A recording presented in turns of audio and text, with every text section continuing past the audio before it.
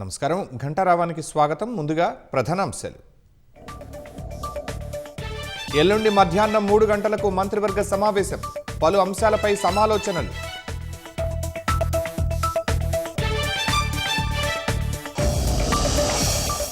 కొత్త సీఎస్గా సంజయ్ జాజు బాధ్యతలు స్వీకరణ. ఇవాళ్టితో పూర్తి కానున్న రామకృష్ణారావు పదవీకాలం.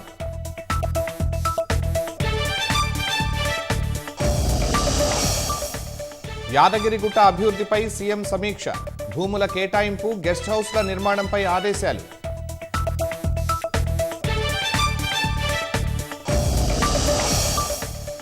భద్రాద్రి కొత్తగూడెం జిల్లాలో భారీగా గంజాయి పట్టివేత. 525 కిలోల గంజాయి స్వాధీనం. బాలుడు సహా 3 అరెస్ట్.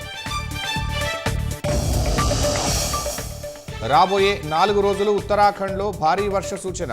చార్ధామ్ యాత్రికులు నదుల వద్దకు వెళ్లొద్దన్న ఐఎండీ.